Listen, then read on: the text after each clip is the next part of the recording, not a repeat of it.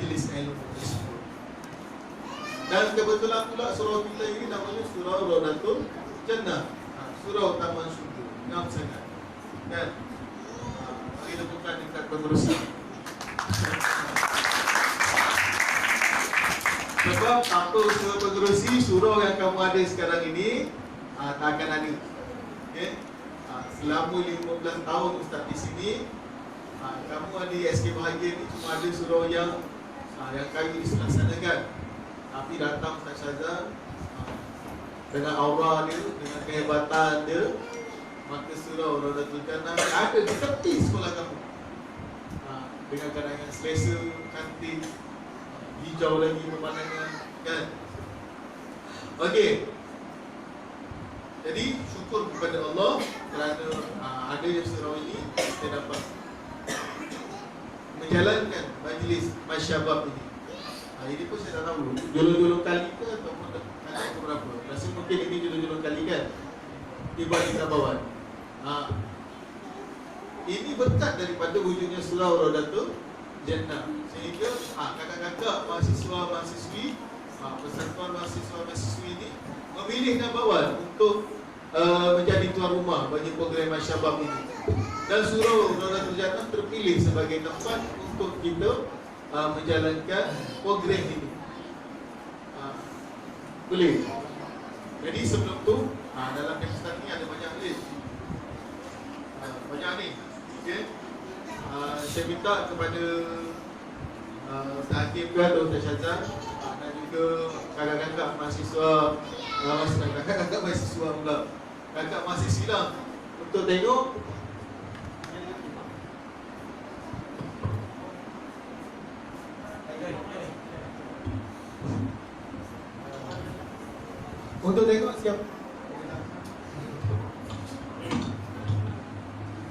siapa yang paling senyap dan paling memberi perhatian, kita akan bagi hadiah.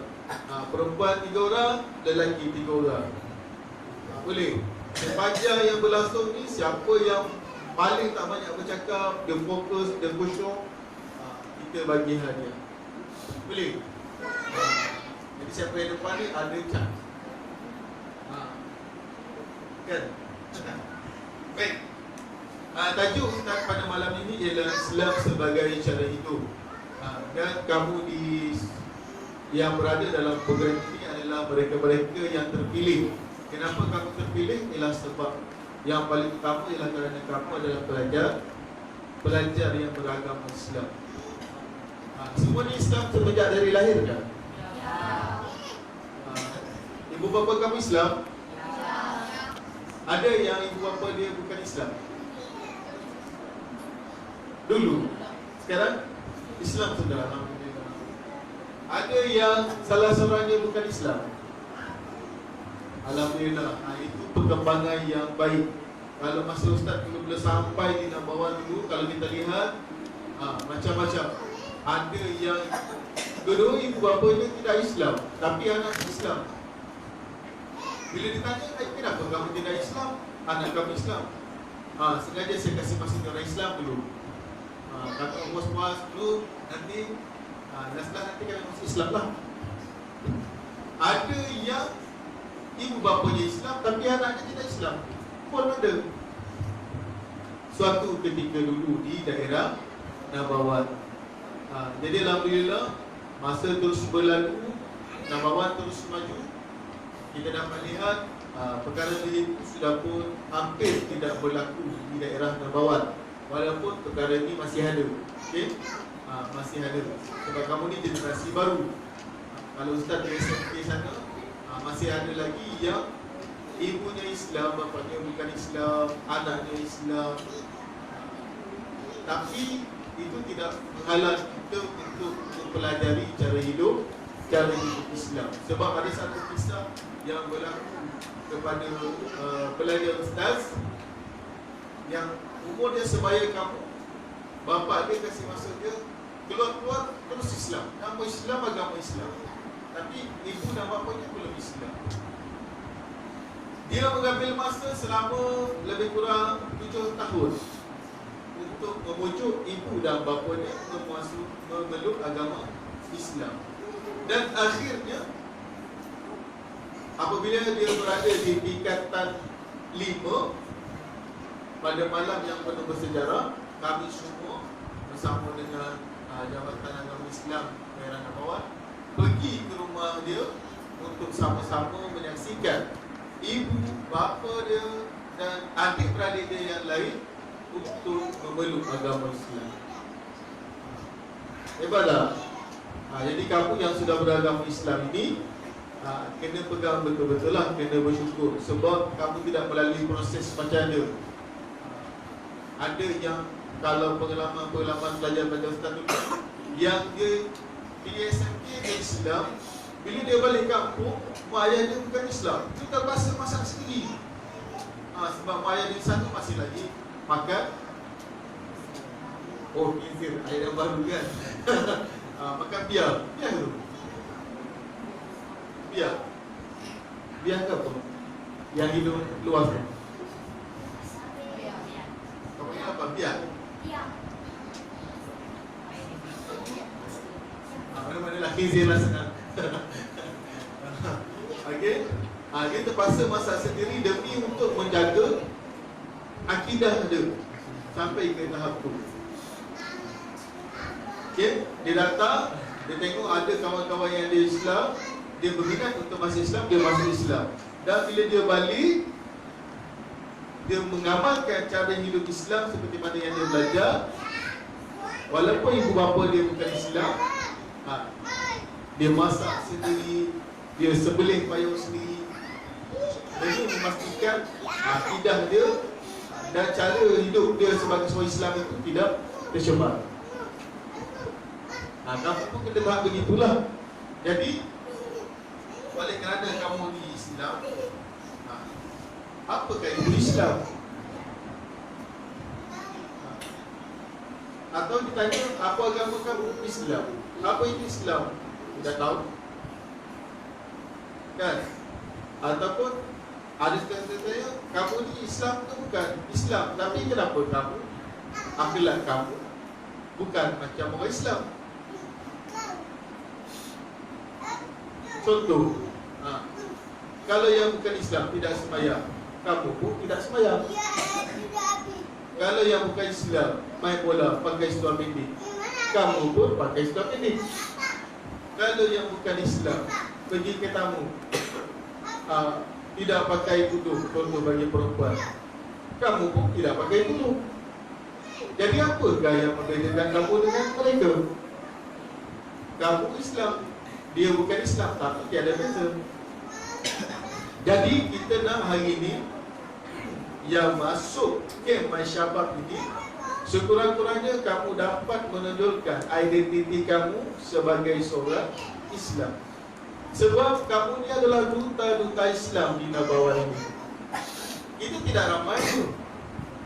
Di SMK, saya bagi contoh, pelajar ada 1,200 orang. 1,200 orang pelajar di SMK. Yang Islamnya cuma 300 orang sahaja. 1,200 orang, yang Islamnya cuma 300. Di SMK Nabawan Dur, pelajarnya hampir 500 orang. Sampai ke 500? 700 orang. Yang Islamnya 100 orang sahaja. Di SK Bahagia, berapa rasa? Yang Islam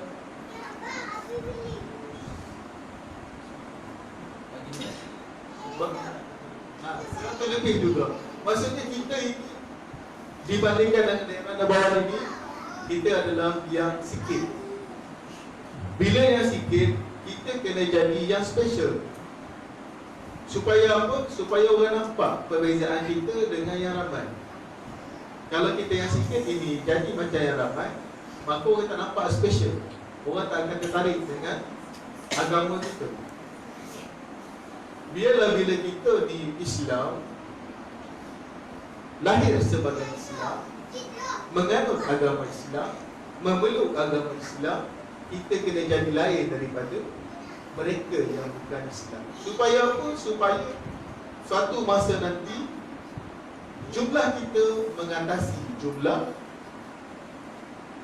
rakan kita yang lain. Kalau sekarang ini kita kelas pendidikan Islam kadang-kadang terpaksa gabungkan bagi dia kecil sebab kita sikit, kadang terpaksa keluar pergi kelas masuk ke kelas agama. Kalau boleh satu masa nanti kita dah tak perlu keluar dah, kita yang duduk di kelas, sahabat kita yang lain tu yang keluar dari kelas juga. Mereka pula yang kena buat surau. Okay? Sampailah tu. Benda tu akan berlaku sekiranya kamu sebagai seorang Islam di daerah Nabawan ini menunjukkan ciri-ciri sebagai seorang Islam yang sejati, menjadi pemakin kepada orang lain untuk berminat mengetahui tentang Islam, berminat untuk memahami tentang Islam, berminat untuk memeluk Islam. Boleh? Dan itu adalah tanggungjawab kamu, bukan tanggungjawab orang lain. Kamu yang di Lotong, kamu yang di SD Bahagia, kamu yang di SD Berkah, kamu yang di SD Tetagas, kamu ini semua adalah duta-duta Islam, duta-duta kecil di daerah Nabawan. Cuba kamu tanya kakak-kakak dan abang-abang mahasiswa kamu, ada tak daripada daerah Nabawan yang jadi Facebook? Ada kan? Dia ada. Kalau boleh nanti 5 tahun akan datang, yang datang ke Nabawan untuk program Masyarakat nanti ada di kalangan kamu ini pada hari ini. Yang ikut program Masyarakat ini 2025 belum lagi baru sikit dulu. 2030 yang datang untuk program Masyarakat adalah terdiri daripada kamu-kamu yang ikut program ini. Boleh? Sebab yang ada hari ini dia kena jadi special melebihi daripada orang lain. Baik. Okey. Kita tengok sikit pengertian tentang Islam. Kenapa kita memilih Islam? Kenapa orang sekarang ini kalau kamu buka Facebook apa semua, orang sangat begitu jealous dengan Islam. Dan kita berdua kerana kita memeluk Islam dan berada dalam Islam. Ramai lagi di luar sana yang tidak dapat hidayah sebagai Islam. Jadi kita yang sudah dapat hidayah ni kena belajar apa itu Islam dan cuba memahami untuk menjadikan diri kita orang yang akan menjadi ataupun orang yang akan melaksanakan cara hidup Islam dalam kehidupan dia. Okay. Islam ialah suatu agama. Islam ialah agama. Kristian pun adalah agama. Kalau di dalam pengertian Islam, selain daripada Islam, maka adalah agama ataupun kita istilahkan dia sebagai kafir. Kalau mengikut pemahaman di sini, kalau mungkin sebab semasa minggu lepas masa saya mengajar, tiba-tiba ada masuk seorang pelajar bukan Islam. Kebetulan kita cerita pula pasal agama, pasal kafir masuk. Dia masuk kelas, tiba-tiba ada soalan berkaitan dengan kafir. Jadi bila pelajar tidak tahu apa itu kafir, jadi terpaksa nak saya jawab. Saya kata kafir ini ialah orang yang selain daripada agama Islam, yang tidak memeluk Islam, maka digelar sebagai kafir. Kebetulan dia ada masa tu, dia berkata, kafir lain. Kafir ialah orang yang tidak ada agama. Bagi mereka yang di sini, kafir itu ialah orang yang tidak ada agama. Yang Kristian itu dibilang ada agama, maka dia bukan kafir.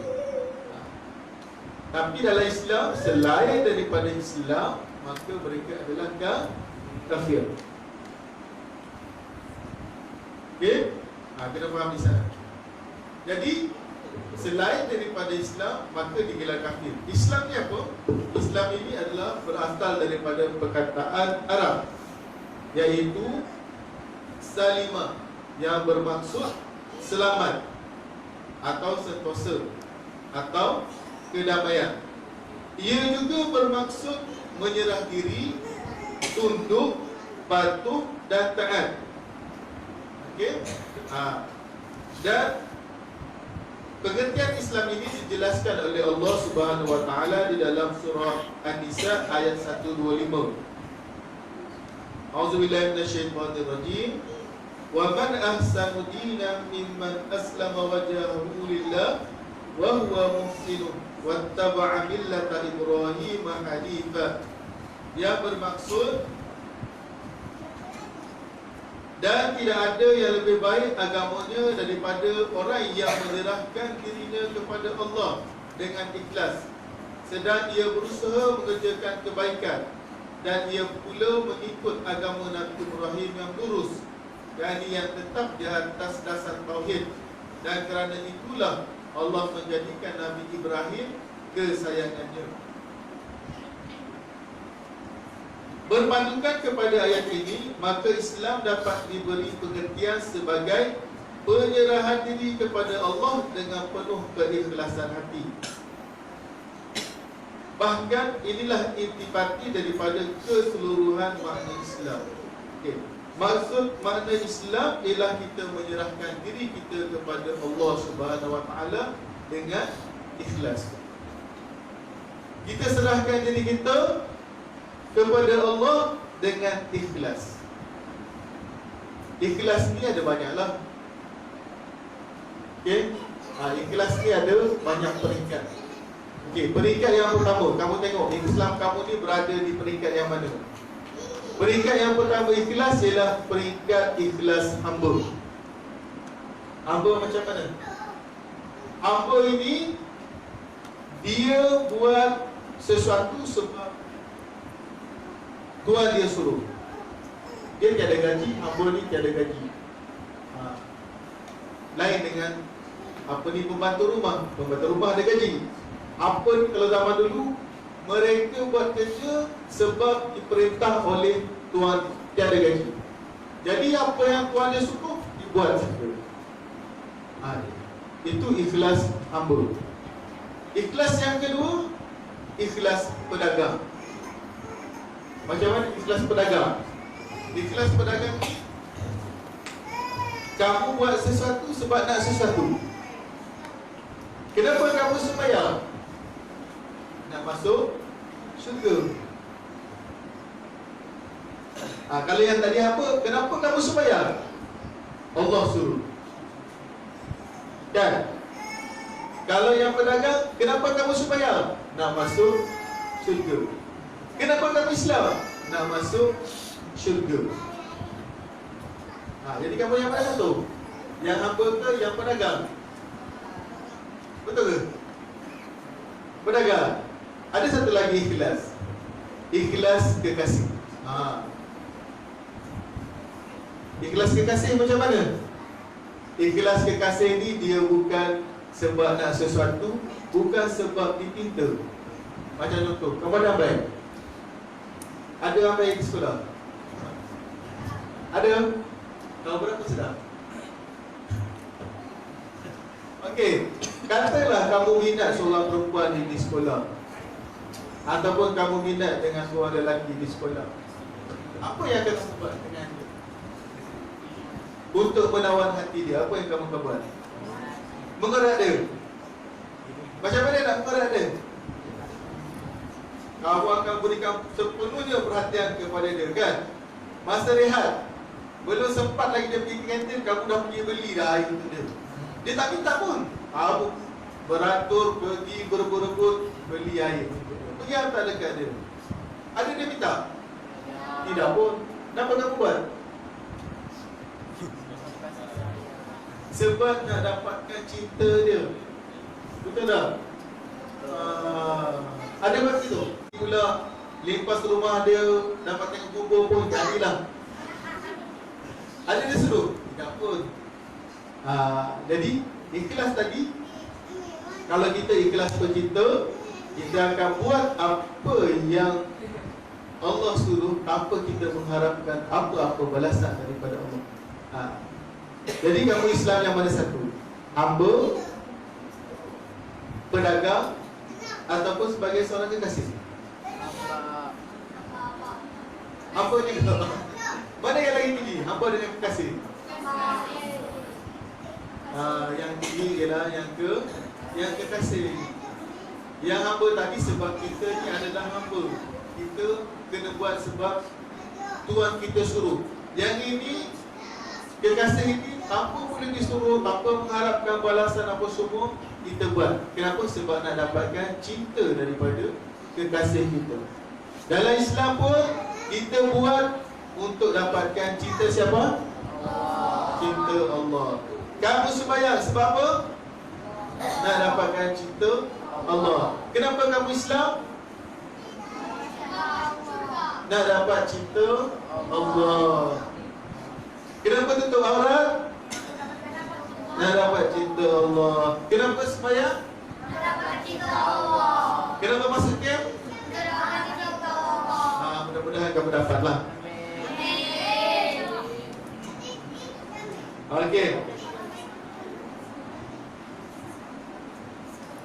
Sebab itu bila kita sembahyang, Islam tadi ialah penyerahan diri. Bila kita nak sembahyang, apa yang kamu buat? Mula-mula sekali okeylah. Selepas habis wuduk, sebelum kita nak sembahyang, apa yang kita buat? Berdiri dengan betul. Lepas berdiri? Lepas niat? Semasa takbir itu kamu buat macam mana? Allahu Akbar. Kenapa kamu angkat? Takbir Allahu Akbar. Dia sama seperti apa itu? Memuji Allah.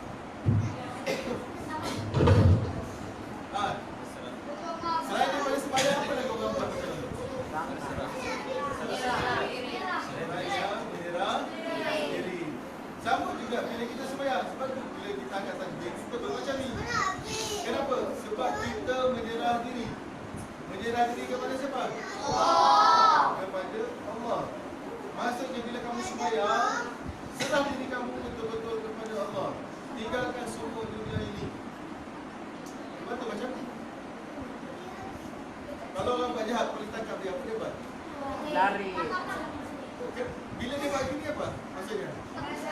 Dia dah tak boleh nak buat apa-apa dah. Nak lari tak boleh, nak lawan tak boleh. Nak buat apa lagi? Maksudnya dia dah tak boleh nak buat apa-apa dah. Sebab itulah dia angkat tangan, dia menyerah. Macam juga kita, bila nak sembahyang, kita angkat tangan. Tanda apa? Tanda kita ni adalah hamba Allah, orang Islam yang bila nak sembahyang, serah diri betul-betul kepada Allah Subhanahu wa Ta'ala.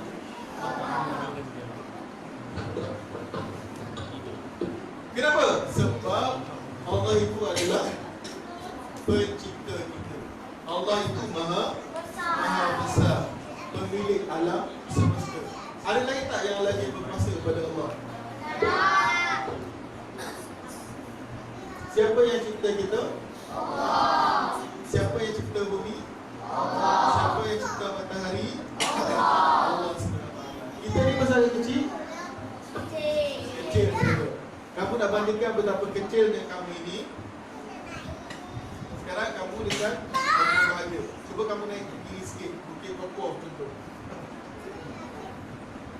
Daripada Bukit Kokoh, kamu tengok kamu besar ke kecil? Kinabalu. Naik lagi Gunung Kinabalu. Besar ke kecil kamu? Kamu pergi di bulan, tengok lagi. Kamu pergi lagi, tinggi lagi. Bumi pun akan jadi kecil. Siapa yang buat semua ni? Allah Subhanahu wa Ta'ala. Jadi kita, Islam itu adalah kita menyerah diri kita kepada Allah Subhanahu wa Ta'ala yang maha berkuasa. Kenapa kita kena menyerah diri kepada Allah yang maha berkuasa? Sebab Allah yang menciptakan kita.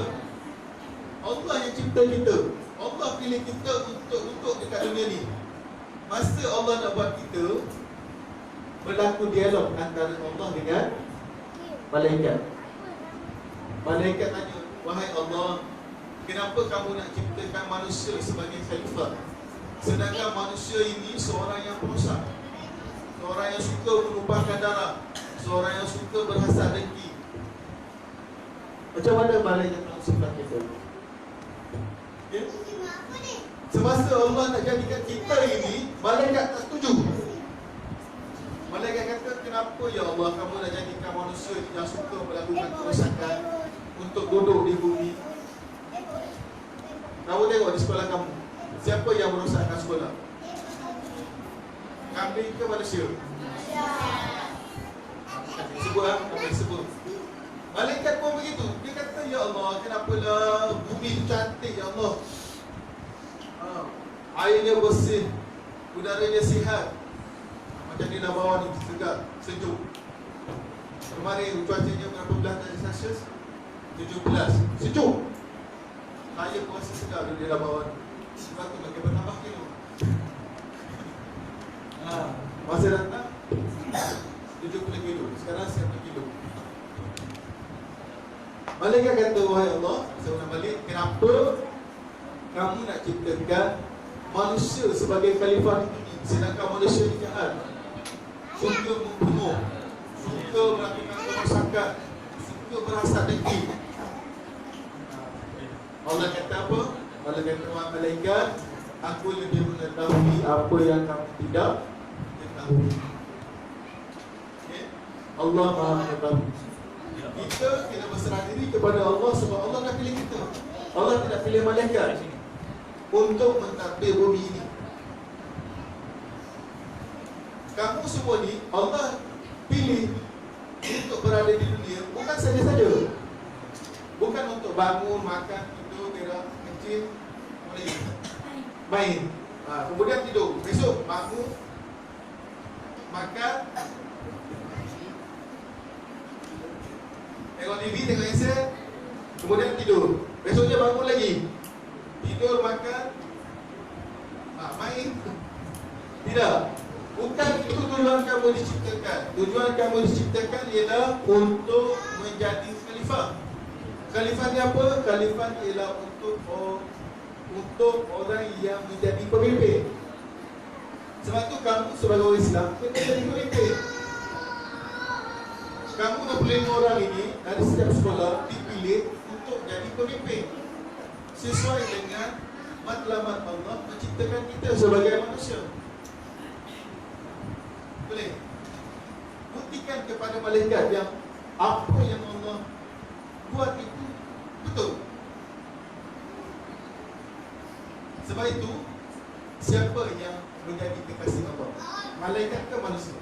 Manusia. Siapa? Manusia itu siapa? Nabi Muhammad sallallahu alaihi wasallam. Kekasih Allah ialah Nabi Muhammad sallallahu alaihi wasallam dan dia ialah manusia. Sama seperti kita, cuma dia dipilih untuk menjadi seorang nabi dan rasul. Kamu semua dipilih oleh Allah untuk hidup di dunia sebagai khalifah. Dan sebagai khalifah kamu kena memimpin. Memimpin pula kenalah berdasarkan kepada apa? Berdasarkan kepada Islam. Sebab tu kamu dipilih untuk hadir ke sini untuk mempelajari tentang Islam. Sebab kita nak pilih pemimpin, mestilah pemimpin yang memahami Islam, yang menjadikan Islam sebagai tunjang dia dalam dia memimpin. Nak memimpin rumah tangga pun kena dengan Islam. Nak memimpin negara pun kena Islam. Nak memimpin dunia pun kena dengan cara Islam. Boleh?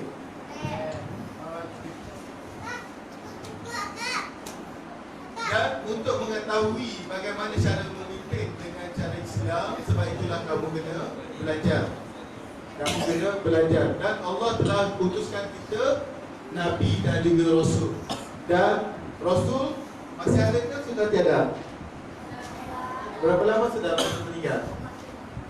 lebih kurang 1400 tahun yang lalu. Tapi Rasul tidak tinggalkan kita dengan begitu saja. Sebelum dia mati, dia teringatkan kita. Dia membayangkan macam mana umat dia. Dia sebut lagi umat ni macam mana lah umat tu. Sayangnya Rasul kepada kita, sebelum dia mati, dia meninggalkan kita dua perkara. Dia kata, siapa yang berpegang dengan dua perkara ini, kamu tidak akan sesat selama-lamanya. Apa dia? Dua perkara ini, kalau kamu pegang betul-betul, kamu tidak akan sesat selama-lamanya. Yang pertama, Al-Quran. Yang kedua, hadis. Dua perkara ini tidak akan hilang sampailah hari kiamat. Jadi kamu nak memimpin, mesti berpandukan kepada Al-Quran dan juga hadis. Dalam Quran sebut, siapa yang menghukum dengan perkara yang tidak diturunkan oleh Allah, amal la yahkum bima anzalallah fa ulaika humul kafirun. Siapa yang tidak berhukum dengan hukum Allah, maka dia adalah orang yang kafir. Siapa yang tidak berhukum dengan hukum Allah, maka dia adalah orang yang zalim. Siapa yang tidak berhukum dengan hukum Allah, dia adalah orang yang fasik. Sebab itu kita menyerahkan diri kepada Allah. Sebab apa? Allah yang menciptakan kita. Allah cipta kita untuk apa? Untuk jadi pemimpin, untuk jadi khalifah. Dalam untuk menjadi khalifah, kita kena berpandukan kepada Al-Quran dan hadis. Sebab apa? Sebab hadis dan Al-Quran adalah yang dijamin oleh Allah Subhanahu wa Ta'ala. Dia tidak akan berubah, dia tidak boleh diubah sehingga hari kiamat. Apa yang Rasulullah baca dulu, itulah yang kita baca sekarang. Apa yang orang dulu baca, itulah yang kita baca sekarang. Apa yang kita baca sekarang, itulah yang akan dibaca oleh nenek juga, cucu-cucu kita nanti. Generasi yang akan datang, dia akan baca Quran yang sama, hadis yang sama. Tidak akan berubah. Boleh? Okey. Yang seterusnya, kamu sebagai seorang Islam ni, okey, yang pertama, kita menyerah diri kepada Allah. Yang kedua, kenapa? Sebab kita dicipta oleh Allah untuk menjadi pemimpin berdasarkan kepada Al-Quran dan As-Sunnah. Yang kelima, bila kita dah mengambil Al-Quran dan Sunnah, kita tak boleh duduk diam. Kita kena sebarkan risalah Islam. Seperti kakak kamu, abang-abang kamu ni yang sanggup datang jauh bersama-sama dengan kamu. Apa tujuan? Untuk menyampaikan risalah Islam kepada kamu, untuk berkongsi ilmu Islam kepada kamu, berkongsi cara hidup sebagai seorang Islam. Sebelum ini, semasa kamu di rumah masing-masing, adakah kamu berada di surau macam ni?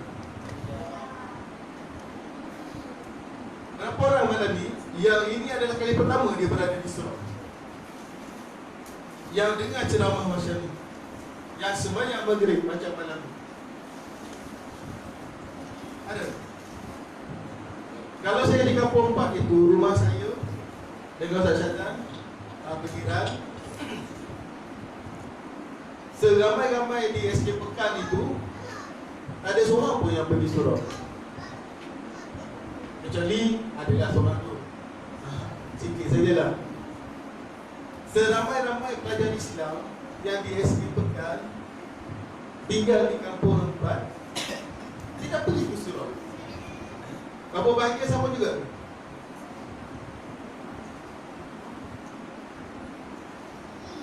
Padahal sana ramai yang Muslim, tapi surau tinggal Ustaz Syazan saja. Dia dah imam, dia dah bidan, dia dah makmum. Jadi kamu lepas ni ubah kebiasaan kamu. Kalau kebiasaan berada di rumah, lepas saja program ini, penuhkan surau-surau, yang ada di sebelah rumah kamu. Kamu rumah mana? Sini. Ada pergi surau sebelum ni? Ya. Kamu? Sini juga. Ada pergi surau sebelum ni? Alhamdulillah. Kamu? Kamu baik. Ada pergi masjid? Alhamdulillah. Kamu? Ada pergi surau? Alhamdulillah. Yang bahagia bagus. Kamu? Kamu surau. Ada pergi surau? Alhamdulillah. Betul? Betul. Okey. Maksudnya kamu bahagia kampung tu bagus. Okey, sebab Ustaz catatkan. Okey. Baik. Kenapa kita diperintahkan oleh Allah SWT untuk menyebarkan risalah Islam ini? Sebab kita nak selamatkan semua kawan-kawan kita yang lain ini. Kita tak nak kita saja yang masuk syurga. Sebab manusia yang hidup, dia akan mati. Bila mati, kita akan pergi di dua tempat sahaja. Satu, neraka. Satu, syurga. Ada di tengah-tengah. Boleh kita pilih tak? Nanti mati saya nak masuk syurga ataupun saya nak masuk neraka? Ataupun ada yang kata saya tak kisahlah masuk neraka ke masuk syurga, nanti boleh lepak-lepak, relax-relax. Ada orang cakap macam tu. Saya tak kisahlah syurga ke neraka ke, yang penting boleh duduk lepak-lepak.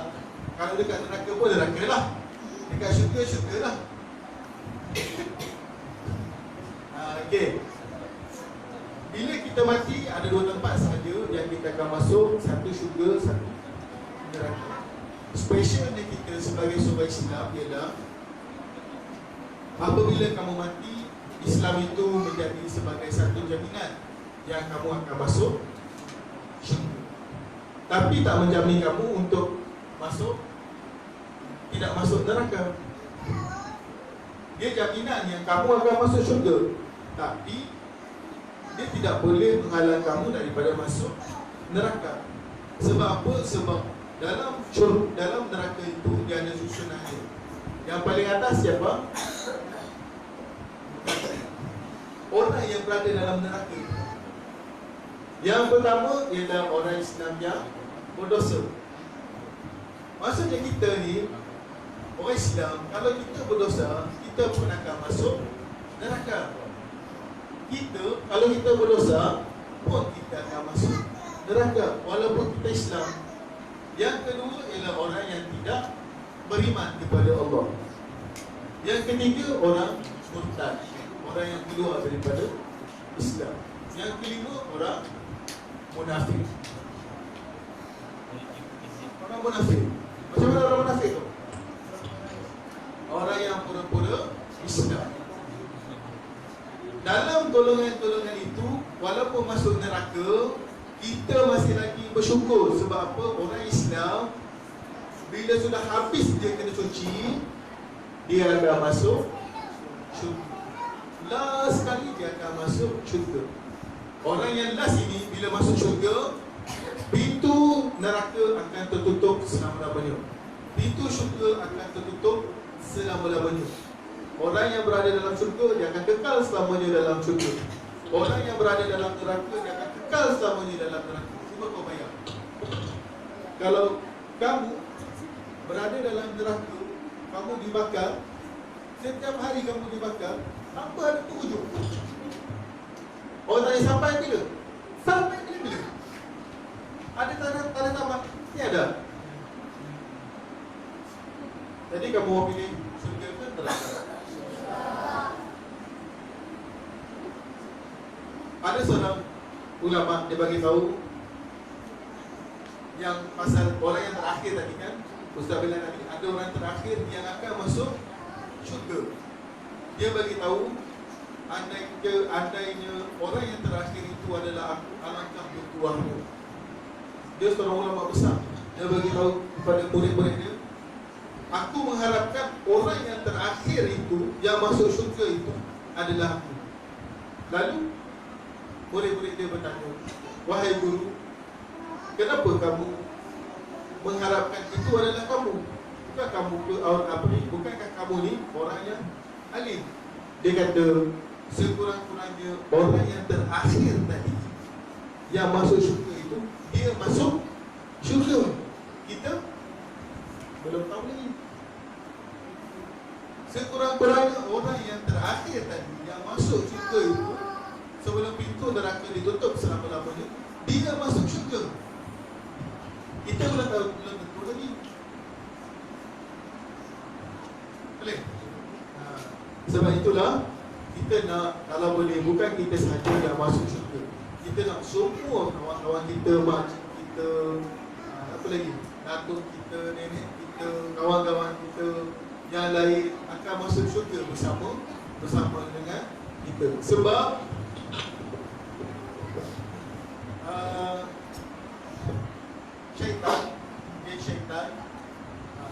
syaitan dia akan berusaha untuk membawa seramai mungkin saudara-saudara kita masuk neraka bersama dia. Kita sebagai seorang Islam, kita kena lawan syaitan. Macam mana?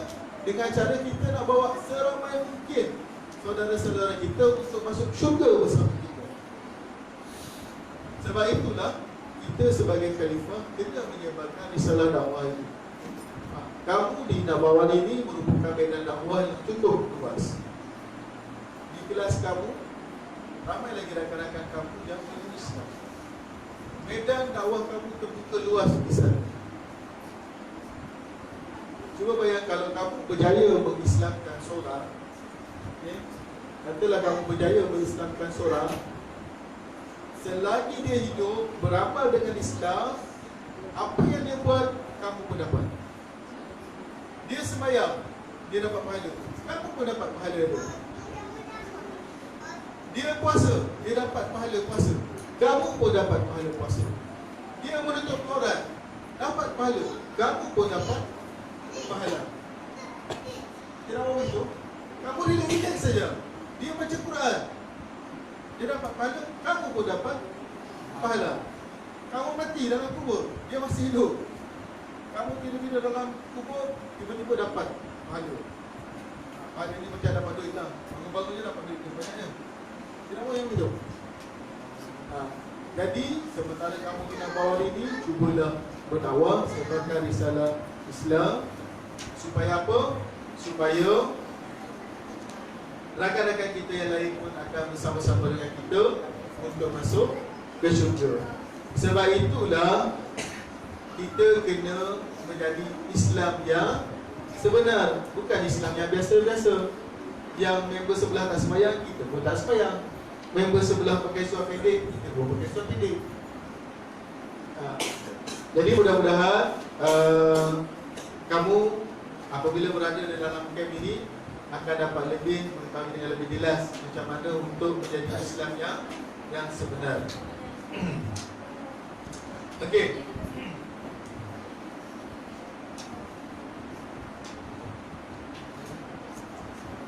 Okey. Jadi sebagai penutup, sebab Ustaz punya sampai 7.50 saja. Jadi sebagai penutup, Ustaz di sini selama 15 tahun. Dan kalau kita tengok Islam kita ni semakin bertambah, alhamdulillah dari sudut itu. Cuma kita masih lagi kekurangan dari sudut kualiti. Dari sudut kualiti. Walaupun Islam masih lagi tidak pandai baca Quran, walaupun Islam masih ramai yang tidak sembahyang. Dikatakan tahun 1, tahun 2, tahun 3 tidak pandai Quran, okey lagi lah. Ini sudah tingkatan 5, tingkatan 6, masih lagi tidak pandai baca Quran, masih lagi tidak sembahyang. Okay? Jadi kalau boleh Ustaz dan generasi kamu yang ikut Masyabab ini, okay, tekadkan azam untuk menjadi Islam yang berkualiti. Okay? Tonjolkan cara hidup Islam. Sebab ramai orang yang memerhatikan kita. Okay? Sebenarnya ramai yang berminat untuk memeluk Islam ataupun yang bersama dengan Islam. Tapi kadang-kadang mereka menjadi tertangguh disebabkan oleh akhlak kita. Pengalaman-pengalaman Ustaz sebelum ini ada di kalangan pelajar-pelajar Ustaz. Bila dia pakai baju kita ni, pakai baju Melayu, dia ikut pertandingan puisi tahun 2007, pertandingan sajak. Bila dia ikut pertandingan saja, dia pakai baju Melayu, pakai songkok. Sebelum tu dia bukan Islam. Bila dia masuk pertandingan puisi, dia rasa selesa. Dia memakai songkok, memakai baju Melayu, memakai baju Selangor. Last lepas pertandingan puisi, dia jumpa Ustaz untuk masuk Islam. Itu baru dari sudut pakaian. Ada satu lagi, kalau kamu pergi di Pegalungan, kalau kamu pergi di Pegalungan, ada satu imam, namanya Asmizan. Dia seorang yang kelainan upaya. Dia yang kelainan upaya. Semasa di asrama insentif, dia berjaya menarik ramai kawan-kawan dia yang bukan Islam untuk bersama dengan Islam. Bila tanya kenapa tertarik untuk bersama dengan Islam, sebab dia kata budak ni bagus. Budak ni bagus, baik. Dengan sebab dia baik, walaupun dia kelainan upaya, dia ada apa ni, bentuk di atas. Dia ada bentuk di atas, tapi dia budak yang bagus. Tidak ada lagi telefon yang sebab dia ramai yang di asrama berminat masuk Islam sebab akhlak, kebaikan yang ditunjukkan. Jadi Ustaz pun kalau boleh, adik-adik sekalian ini yang mengikuti syabab, jadilah duta Islam, bukan sekadar Islam untuk diri kamu, tetapi juga sebagai pendakwah-pendakwah di Nabawan ini untuk mengajak mereka-mereka yang lain bersama-sama dengan Islam. Boleh? InsyaAllah. Ngaji? Takbir. Takbir. Takbir. Itu saja. Ustaz minta maaf lah kalau ada apa kekurangan. Jadi insyaAllah masa naik awal ada rezeki kita jumpa lagi. Jadi saya serahkan balik kepada Ustaz Hakim untuk menentukan siapa 3 orang pelajar lelaki dan 3 orang pelajar perempuan